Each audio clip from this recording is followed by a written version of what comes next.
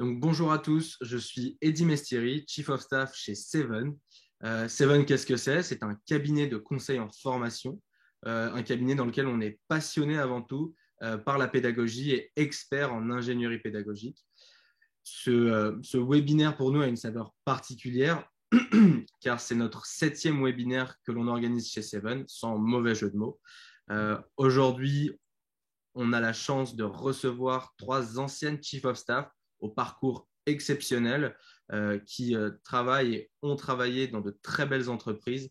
Donc, bonjour Laurie, bonjour Inès, bonjour Radia. J'invite tous ceux qui nous rejoignent à nous faire un coucou dans le chat s'ils le souhaitent.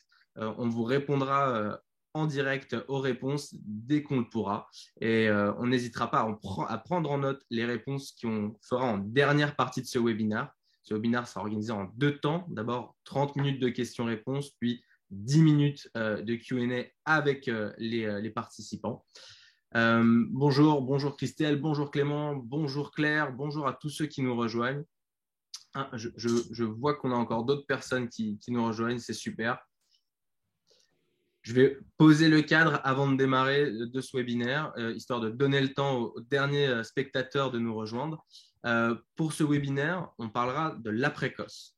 Alors, on va parler d'abord de cette première question, de la temporalité du poste. Est-ce que oui ou non, il y a une temporalité? Il y a 2 écoles qui pourraient s'affronter sur ce sujet-là.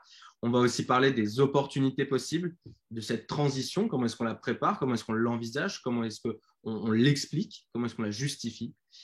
Pour ce faire, on va aborder 5 thématiques pendant 30 minutes sur lesquelles ce sera une table ronde avec nos trois intervenantes. Et à la fin, on terminera par une session de questions-réponses de 10 minutes.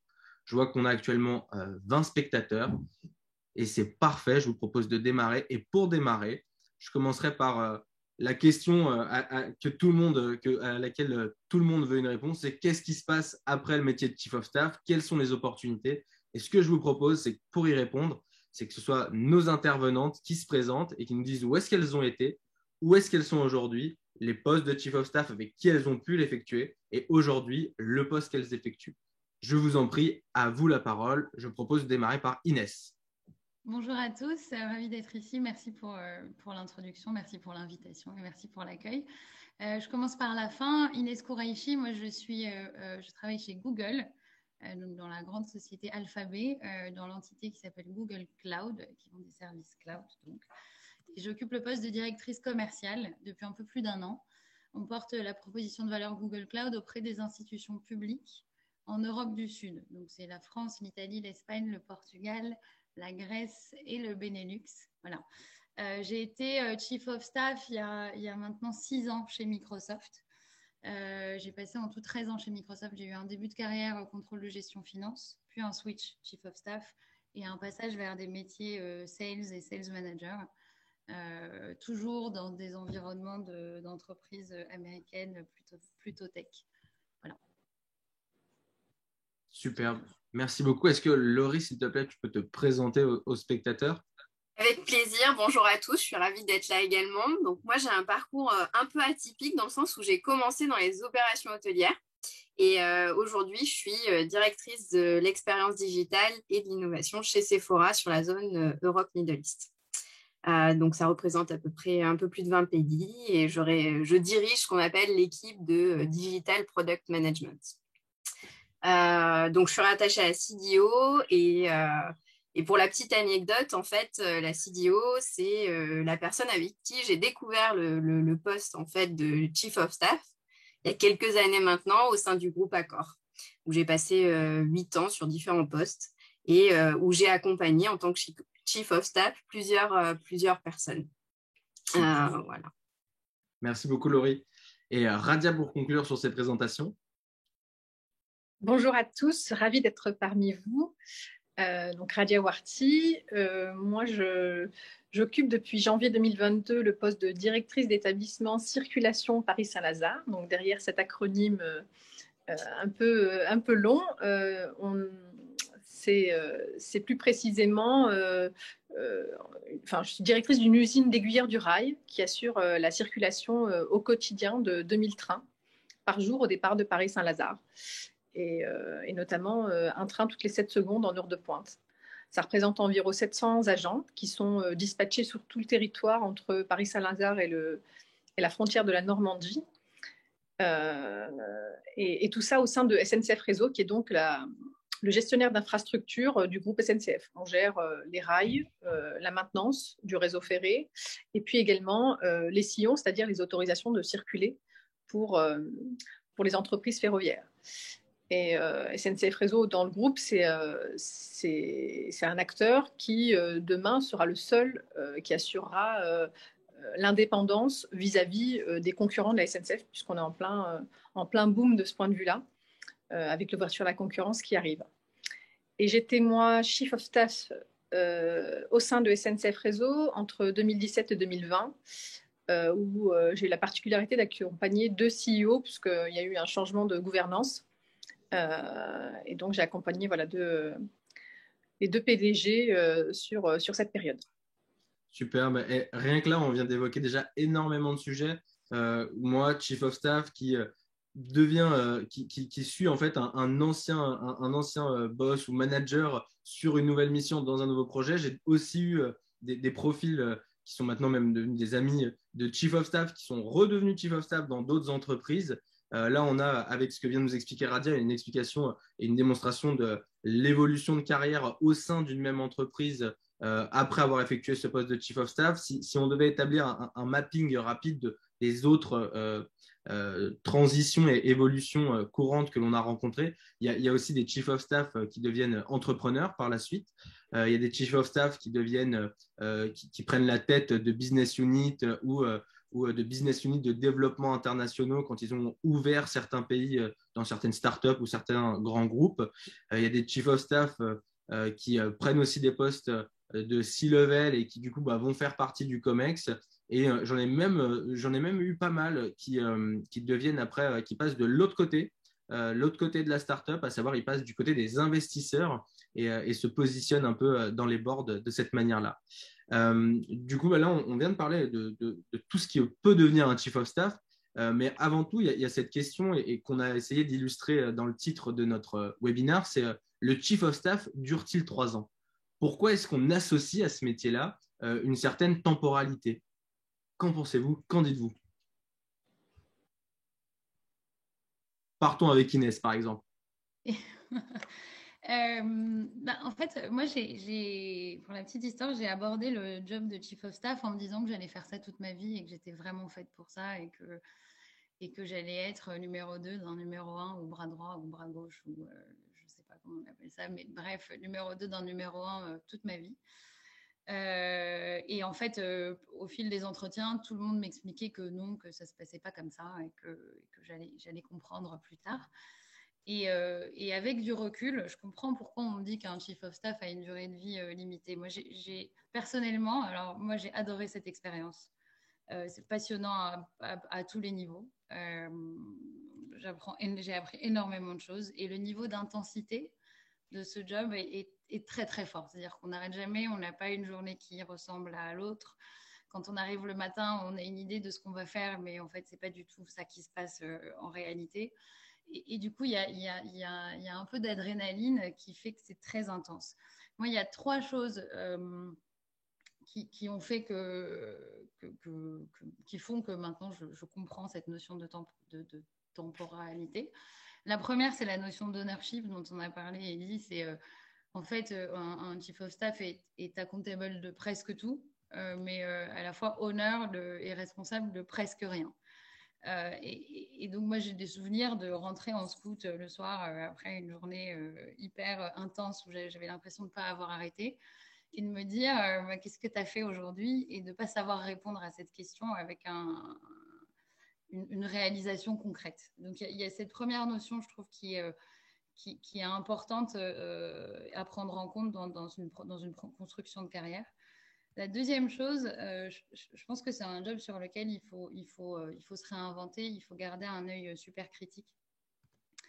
Et c'est quelque part ce qui fait la force du Chief of Staff, c'est qu'il est externe un peu à tout, donc il a un œil critique sur les choses. Et garder cet œil critique au bout d'un certain temps, Moi, j'ai trouvé ça assez difficile. Et la troisième chose, c'est qu'effectivement, c'est un poste qui ouvre énormément d'opportunités parce qu'on est amené à travailler avec énormément de métiers différents, de groupes différents, de business units différentes. Et donc, ça ouvre énormément d'opportunités. Moi, je n'ai pas forcément pris ce poste en me disant que ça allait être un tremplin ou un chemin vers autre chose. Mais la réalité, c'est que ça ouvre énormément de perspectives et ouais, ça pique un peu la curiosité et du coup, on a envie d'aller voir ailleurs un peu ce qui se passe. Voilà. Trop bien. Et moi, je sais que Laurie a un avis un peu plus divergent des échanges qu'on a pu avoir et j'aimerais bien avoir un peu ce distinguo de pourquoi, comment. Il n'y a pas de bonne ou de mauvaise réponse, il n'y a que plein de possibilités et de situations et de contextes différents. Laurie, qu'est-ce que toi, tu en dis?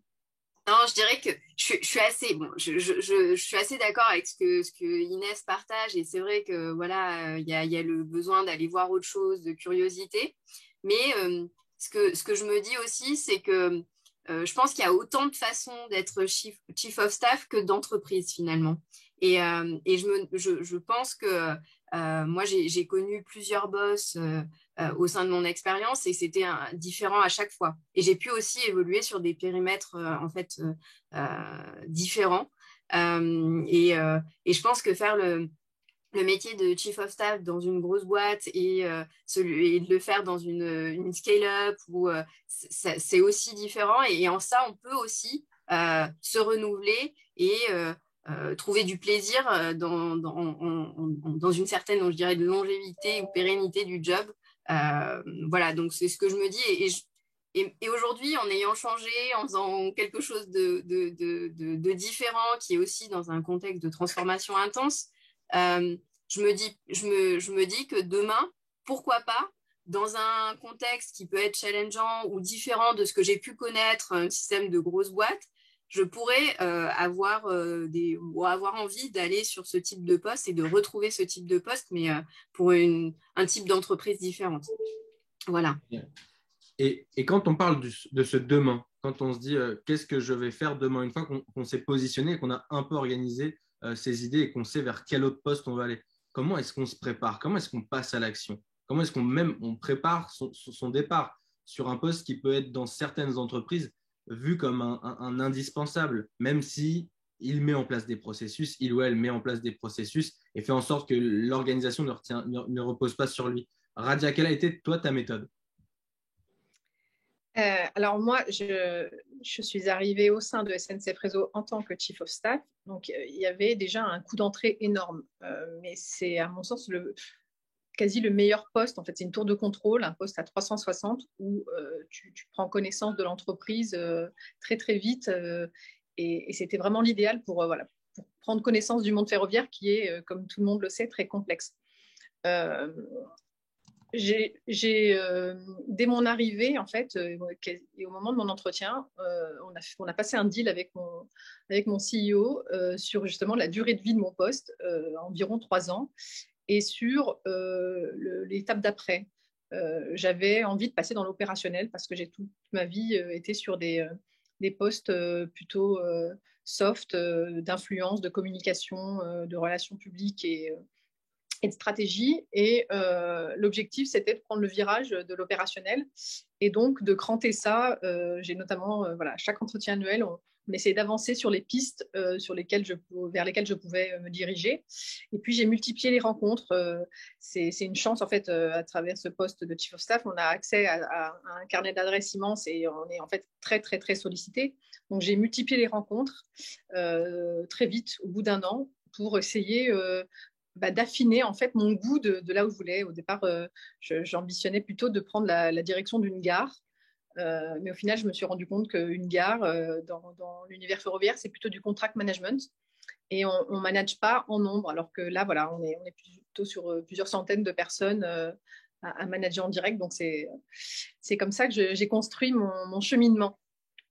Génial, génial, génial. Et comment est-ce que, par exemple, toi, Inès, dans des grands groupes internationaux comme ça, où souvent il y a aussi assez beaucoup de mouvements potentiels, comment est-ce que toi, tu as préparé ton move? Comment est-ce que tu l'as articulé? Et comment est-ce que tu t'es dit, comment je vais amener ma next step?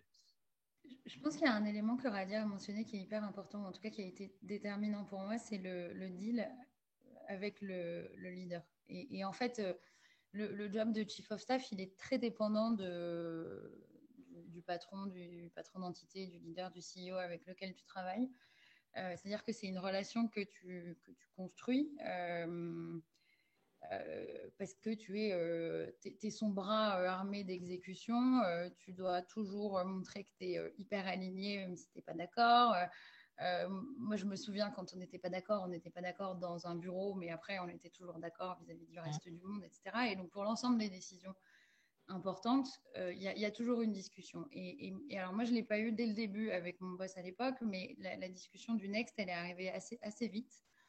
Et donc, ça n'a pas été une surprise. Et à la limite, moi, mon boss m'a beaucoup aidé. Il m'a vachement coaché, accompagné dans le changement, etc.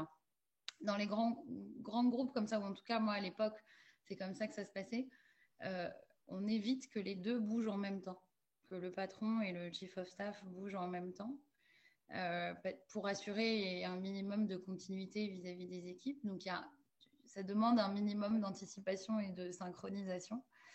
Voilà, donc le deal est fondamental. Il ne faut pas que ce soit... en tout cas, moi, ça n'a pas été une surprise pour personne, mon move.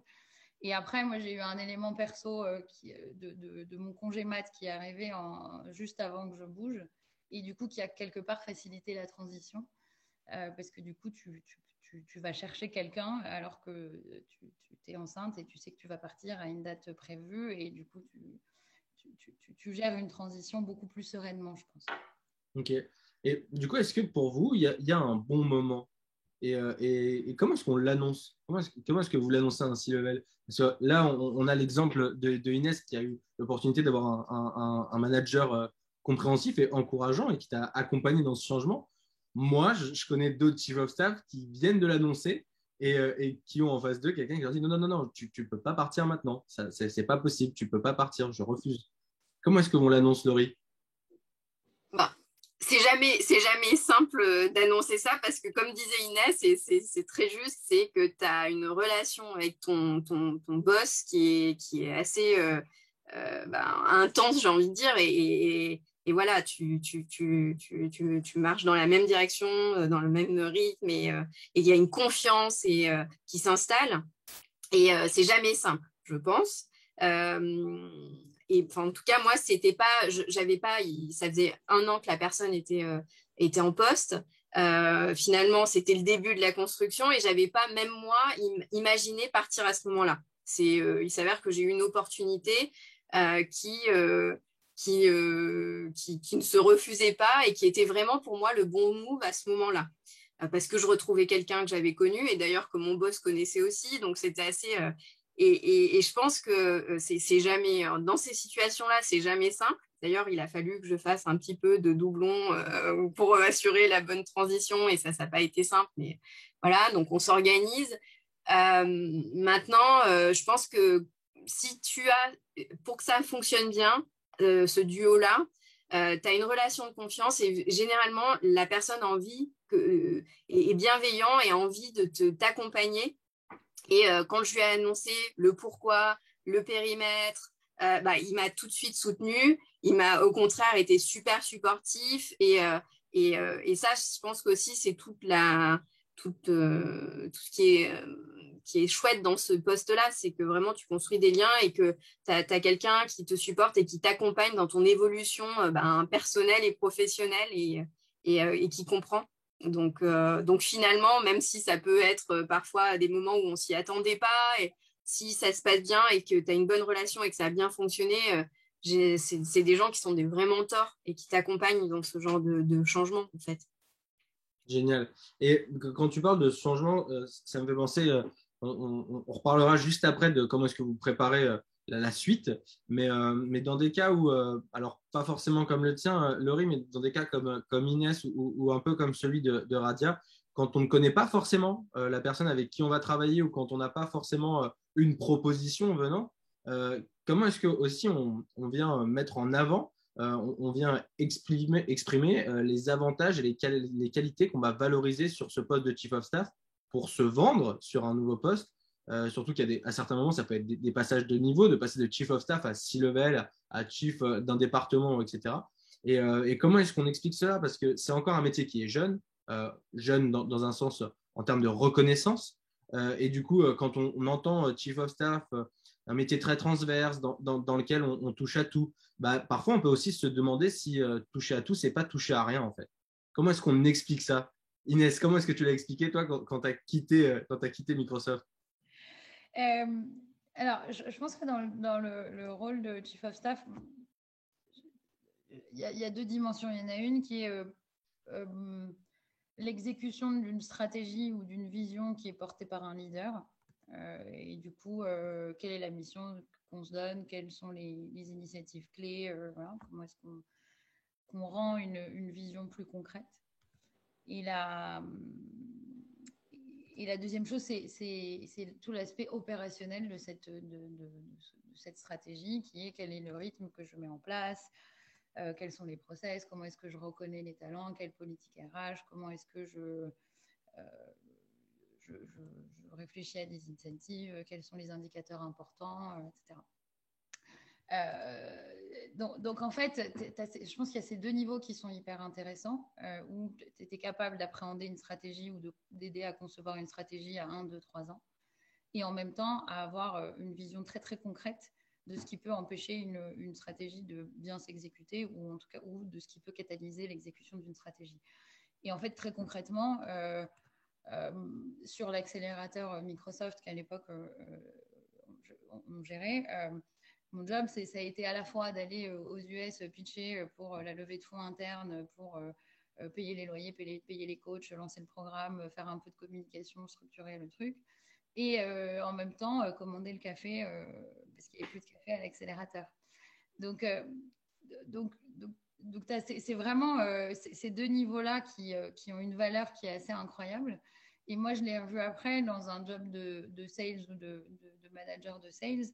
Ça t'aide beaucoup à définir une stratégie qui parle à un top management et à opérationnaliser cette stratégie, parce que du coup, tu as déjà mis les mains dedans et tu vois où est-ce que ça peut bloquer. Moi, je trouve que c'est ces deux éléments qui sont super intéressants et qui ont de la valeur au moment où tu passes un entretien. Trop bien. Et toi, Radia, comment est-ce que tu as expliqué et justifié ton choix que tu nous as partagé tout à l'heure de passer dans un métier plus opérationnel? Comment est-ce que tu l'as justifié? Comment est-ce que tu l'as exprimé? En fait, au cours de cette expérience de Chief of Staff, tu déploies quand même un certain nombre de soft skills qui sont très visibles de beaucoup de gens, et notamment de ceux qui recrutent les talents. Parce que tu dois travailler vite et bien, tu n'as pas de staff, tu dois traiter toutes les interfaces, tu conseilles ton patron, tu participes à la stratégie de l'entreprise, tu démines, et à la SNCF, on démine beaucoup. Tu dois faire du cocooning, tu gères le CEO, mais finalement pas que le CEO, tu gères l'ensemble du CODIR sur toutes les interfaces avec ton boss. Tu fais de la com, des relations publiques, donc tu déploies un nombre de compétences en un temps limité et qui sont très visibles de beaucoup de gens, ce qui te rend attractif en fait. Et ensuite, moi, pour la partie opérationnelle et management, il a fallu que je démontre mon appétence, parce que c'est des métiers qui sont extrêmement rugueux. Moi, mon quotidien, c'est beaucoup de relations sociales, c'est beaucoup de sujets sociaux à déminer en permanence. Aujourd'hui, on a la chance que le rôle du manager, c'est pas uniquement d'être un technicien, même si je suis passée par une classe formation de 3 mois pour m'imprégner des métiers de la circulation ferroviaire, mais c'est aussi beaucoup des compétences relationnelles et tout un tas de soft skills qui sont très recherchés aujourd'hui. Donc, le passage par la case COS a mis en exergue tout ça et m'a permis cette transition et cette passerelle. D'ailleurs, j'en profite pour appuyer sur l'importance de ces soft skills en tant que Chief of Staff et l'importance de les développer le plus vite possible lors de la prise de poste. Parce que quand on arrive en tant que Chief of Staff dans une entreprise et qu'il n'y avait pas forcément de Chief of Staff avant, ou qu'on vient remplacer quelqu'un qui a accompli un travail incroyable, il faut se faire accepter bien et très vite, complètement. Et du coup, sur ma dernière question, et on en parle là, comment est-ce qu'on prépare l'après, la personne qui vient prendre le flambeau après soi? Comment est-ce qu'on la choisit? Parce qu'il y a cette notion du fit avec son C-level, avec son supérieur qui est primaire, qui est primordial à ce métier. Donc, comment est-ce qu'on choisit quelqu'un qui a le bon fit et comment est-ce qu'on assure que c'est la bonne personne et que quand on part, on parte, je dirais, de façon apaisée. Qui souhaite prendre la parole en première sur ce sujet-là? Moi, je peux commencer si tu veux. Moi, je pense, et pour faire écho à ce que tu viens de dire, c'est que moi, j'ai fait surtout attention aux soft skills. Parce que voilà, le business, tu peux l'apprendre, mais c'est hyper clé, les soft skills, dans ce poste-là. Et c'est assez drôle parce que quand j'ai fait passer plusieurs entretiens et quand j'ai parlé à cette personne, j'ai tout de suite vu que ce serait lui parce qu'il y avait un fit qui allait se faire avec mon boss, parce qu'il avait une envie de comprendre le business, d'aller vers les gens. Là où il venait d'un gros cabinet stratégique et moi qui venais des opérations, en fait, c'était assez drôle parce qu'on est deux personnes complètement différentes. Mais pourtant, je sentais que c'était la bonne personne parce qu'en plus, il allait pouvoir apporter une dimension nouvelle dans la construction et la transformation que mon boss était en train de faire.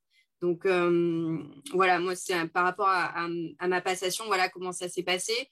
Je pense que j'ai pas eu beaucoup de temps, mais je me suis rendue disponible pour ensuite échanger, même après que je sois partie. Et finalement, la première chose que j'ai faite, c'est vraiment lui donner les tips pour fonctionner avec mon boss. Voilà, comment il interagit, la façon dont il a de processer l'information, qu'est-ce qu'il va attendre de toi, aussi comment fonctionner. Alors, parce que moi, il y avait une petite partie communication, donc il y avait 2 personnes à la communication et aussi comment tu fonctionnes avec son assistante.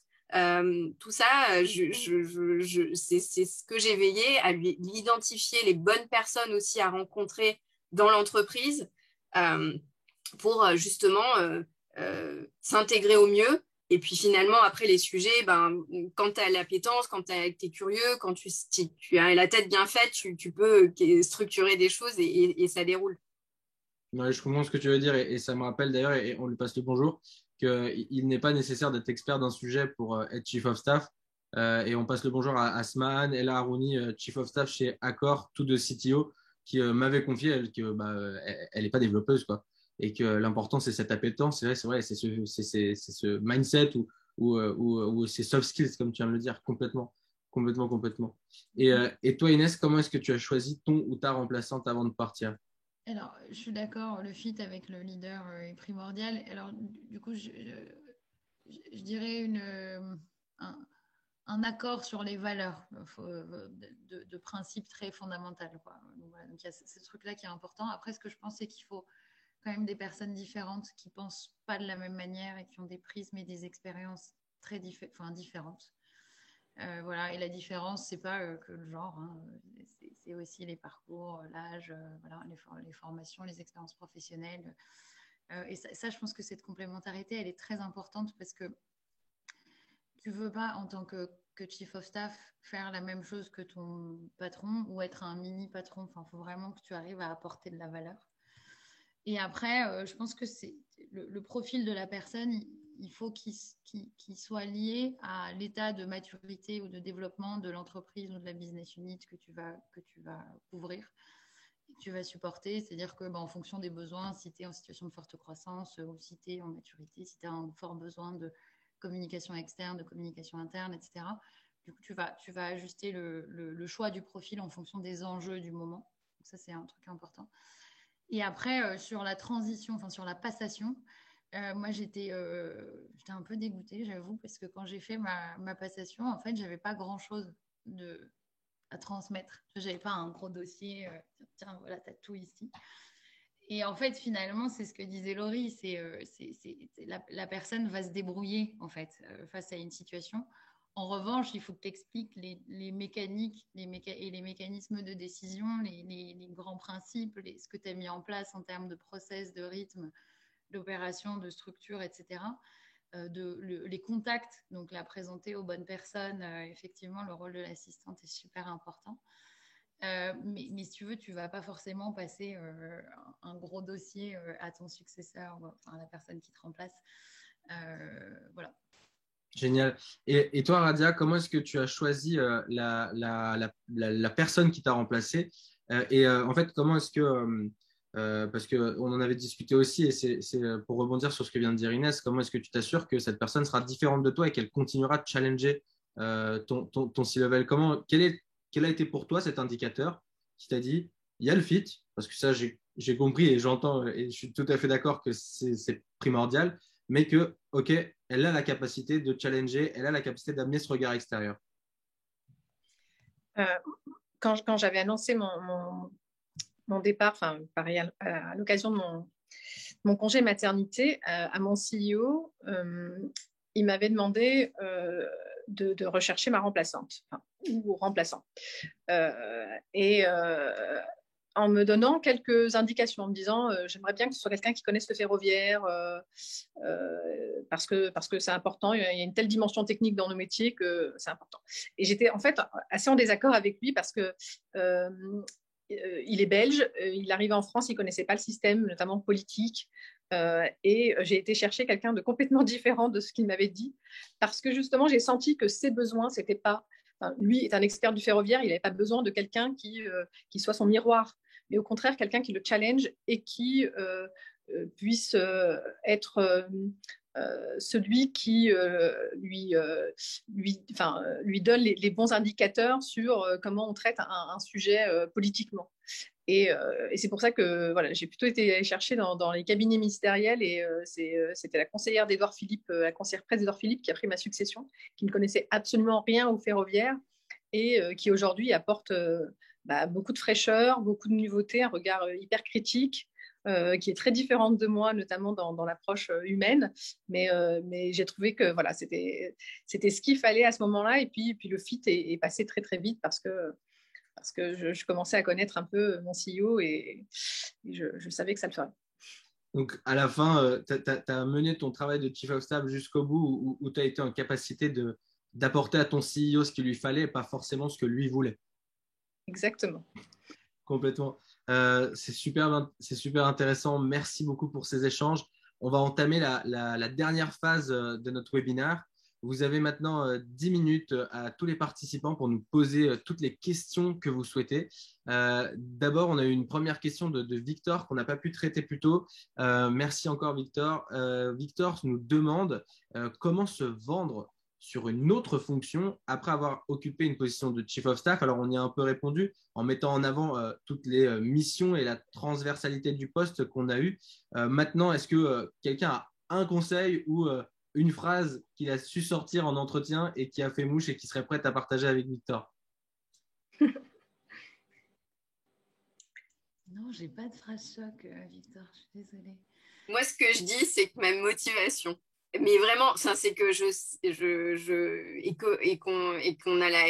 on a la capacité, du coup, en étant passé par ce poste, d'avoir agi un peu en éclaireur, et je trouve que ça aussi, ça aide à valoriser l'expérience. Et ça développe la capacité d'adaptation de façon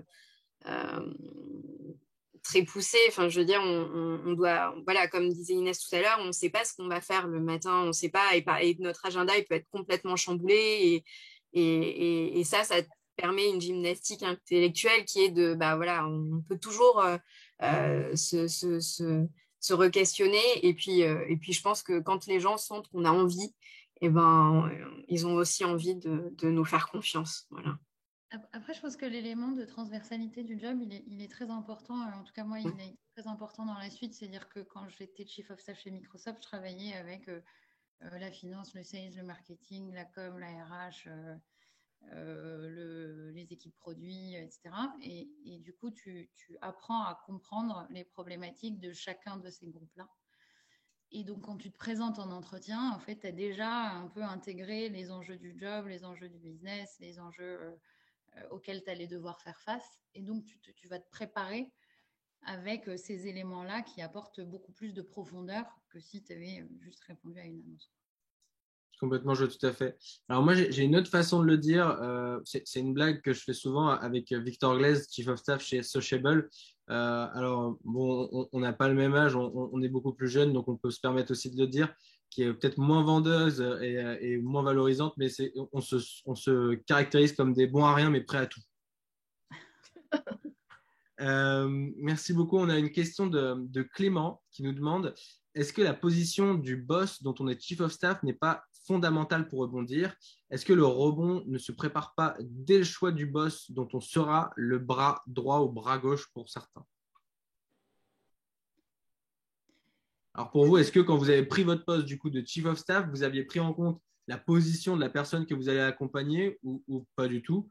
Et est-ce que du coup, est-ce que dans ce cas-là, ça sous-entendrait que vous avez déjà préparé votre transition suite au Chief of Staff en ayant choisi un poste, un job, un boss en particulier? Moi, non, j'ai pas pensé à ça. Alors, mais pas du tout vraiment. J'ai pensé où on était dans une phase où tout le COMEX venait de changer. Et il y avait Patrick qui arrivait, qui était CEO au Brésil, qui passait sur des fonctions centrales pour piloter le marketing, les ventes, le digital et la performance. Et je me suis dit, en fait, ça fait 10 ans que tu es à peu près chez Accor, tu as fait les ventes globales, tu as fait toutes les fonctions finalement qu'il allait incarner. Et je me suis dit, en fait, là où je peux avoir le plus d'intérêt pour la boîte aujourd'hui, c'est dans ce job. Surtout que lui arrivait de passer une dizaine d'années en Amérique latine, il avait été dans les opérations, il n'avait plus forcément les connexions qu'il pouvait avoir au central et au global. Et donc, du coup, je me suis dit, c'est ce qu'il lui faut à ce moment-là, à cette personne qui arrive. Et notamment, quelqu'un qui ne connaissait pas forcément le digital et où moi, j'avais développé des compétences digitales. J'avais commencé à travailler la transformation digitale avec l'ancienne CDO. Donc, voilà les motivations, en tout cas, moi, ce à quoi j'ai pensé quand j'ai postulé pour ce poste. Pour préciser un peu dans la sous-question de Clément, il y a aussi une notion du réseau, parce qu'en tant que Chief of Staff, vous êtes le représentant de votre C-level quand il n'est pas là ou quand il vous envoie en extérieur, pour certains qui ont même un rôle extrêmement externe pour l'entreprise. Mais ce que veut dire Clément avec sa question, c'est est-ce qu'il n'y a pas un rapport d'opportunité en corrélation avec le réseau et ce qui est lié à la fonction de son C-level? Ouais. Après, forcément, hein, quand tu es à ce poste-là, tu es exposé. Tu es finalement en shadow, mais tu es exposé et ça te donne la possibilité de rencontrer du monde. Oui, je suis assez d'accord. Et moi, j'avais eu cette expérience aussi en étant finance contrôle gestion chez Microsoft ou ailleurs, où en fait, tu as très vite accès au COMEX. Et du coup, cette exposition, en fait, c'est même pas forcément intentionnel, mais du coup, tu es en relation avec des personnes qui ont plus d'expérience, plus de maturité, plus d'écho sur le marché, plus de réseau, etc. Après, de là à dire que c'est le boss qui va te trouver ton point de chute, je ne crois pas. Mais effectivement, tu as un niveau d'exposition que tu n'aurais pas eu dans une carrière si tu ne passes pas par ces jobs-là. Ok, on crée aussi sa propre chance. Et parenthèse, parce que je vois que Clément a une question spéciale, on peut la prendre offline. On recrute en Europe, mais il y en a qui peuvent être basés à Paris. Et d'ailleurs, il me semble que chez Google, il y a Bruno Mamère qui est Chief of Staff à Paris. Peut-être. Oui, c'est aussi un des premiers Chief of Staff avec qui on a échangé sur le programme Bicos. Une question de Victoire. Quelle a été votre plus grosse difficulté en tant que Chief of Staff et comment l'avez-vous surmontée? Qui veut y aller en premier? Il y en a plein. Moi, je pense que la catégorie des choses les plus difficiles que j'ai eu à gérer, c'est des problématiques humaines de gestion de la performance. Hmm. Où en réalité, tu n'es jamais vraiment préparé. Voilà. Et où souvent, il y a un niveau de complexité parce que tu as un passif, tu as un historique, tu as des éléments de contexte à prendre en compte. Il y a des choses qui se sont passées avant que tu sois là. Donc, tu as tout ça à gérer et avec une charge émotionnelle qui est souvent très forte. Mm. Voilà, donc moi, c'est plutôt ces choses-là. Et après, le truc, c'est que j'ai pas trouvé de mode d'emploi, si ce n'est qu'au fur et à mesure, tu apprends d'une expérience sur l'autre et que voilà, tu gères de moins en moins mal. Mais voilà, moi, personnellement, c'est ce que j'ai trouvé le plus dur.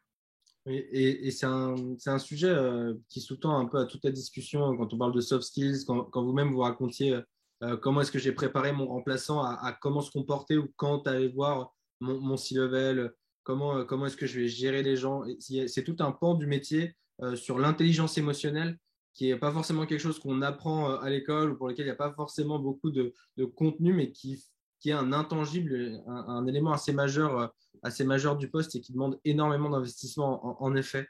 On va prendre une dernière question, celle de Candice.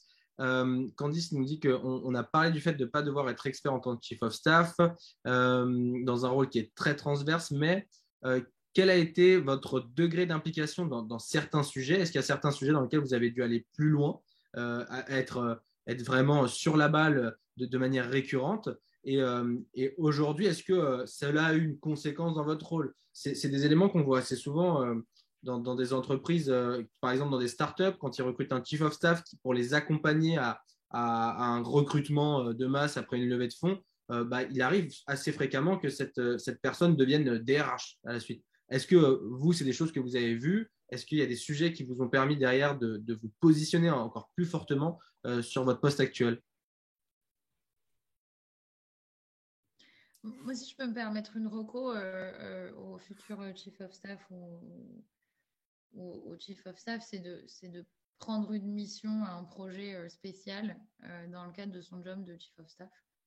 Parce que c'est là que tu deviens honneur d'un truc et porteur d'un projet. Et moi, dans mon cas, ça a été le projet d'accélérateur de start-up Microsoft, où du coup, c'est là que je suis allée beaucoup plus en profondeur sur l'élaboration du programme, le run, tout, en fait. Voilà. Je partage complètement. Moi, j'ai eu une mission en plus de mon rôle de Chief of Staff sur de la performance économique dans les fonctions de siège. Donc, j'étais un peu la cost killer. Il fallait justement quelqu'un qui soit un peu en marge du COMEX pour porter ces sujets. Alors, ça n'a pas du tout été derrière... ça ne m'a pas poussé justement vers des fonctions de finance ou de performance économique, mais ça te donne un rôle différent. Et là, effectivement, tu es owner de ton dossier, tu le fais avancer avec des moyens et c'est très, très précieux parce que le reste du temps, tu es entre mille feux et tu détiens rien en fait. Donc, moi, j'ai un bel très, très bon exemple. conseil. J'ai quelqu'un d'autre qui avait exercé la fonction de Chief of Staff chez Accor, qui lui avait participé, donc il accompagnait la CDO et avait participé donc à la refonte du programme de fidélité, voilà. Et aujourd'hui, il a pris en charge la partie membership, en fait, toutes les cartes payantes de fidélité. Et donc, c'est lui qui gère cette activité, qui la développe, qui met en place aussi tout le monitoring de ce qu'on appelle la guest performance. Voilà, il a développé ce prisme client fidélité et ça lui a permis ensuite de prendre une équipe au sein du groupe sur ces thématiques-là. Génial. Eh bien, il est temps de conclure. Merci beaucoup pour vos interventions et vos précieux conseils. Merci à tous pour vos questions. J'espère qu'on y a répondu du mieux possible et de la manière la plus complète possible. J'espère que vos parcours en ont inspiré plus d'un et plus d'une, que vos parcours ont donné beaucoup d'idées de carrière pour la suite de beaucoup d'entre vous. Si la fonction de Chief of Staff vous intéresse, sachez que chez Seven, nous avons lancé Bicos, un programme spécialement dédié au métier de Chief of Staff. La fameuse notice, le fameux plan d'utilisation dont parlait Inès sur 10 jours dans lequel vous pourrez vous confronter à des thématiques et des simulations vécues par des Chief of Staff en immersion en entreprise. Pour info, le prochain batch débute le 11 mai prochain. Et pour conclure, j'aimerais laisser la parole à Radia, Inès et Laurie. Est-ce qu'en un mot, vous pourriez, pour conclure, donner votre sentiment sur votre expérience de Chief of Staff, maintenant que vous avez du recul? En un mot, comment est-ce que vous la décririez? Moi, c'était du kiff. Ok. Du kiff pour Radia. Merci. Ouais. Ouais, c'est ça. Et moi, je te rejoins. Et passionnant. Et finalement, moi, c'est une belle rencontre, en fait. C'est que des belles rencontres parce que toutes les personnes que j'ai eu la chance d'accompagner, c'était des personnes super. Donc, rencontre, on va dire. Génial. Plus en Radia, plus en Laurie. Et je dirais merveilleux bordel, moi. Alors, pour résumer, on parle d'un kiff de rencontre avec un merveilleux bordel. Merci encore, merci à tous. J'étais ravi d'animer ce 7e webinaire. N'hésitez pas à me solliciter sur LinkedIn si vous souhaitez échanger plus longuement sur le sujet. Ce sera avec grand plaisir. Merci encore à tous et à toutes. Je vous souhaite un très bel après-midi et à très vite pour de prochains webinaires. Au revoir. Merci à tous, au revoir. Merci. Au revoir.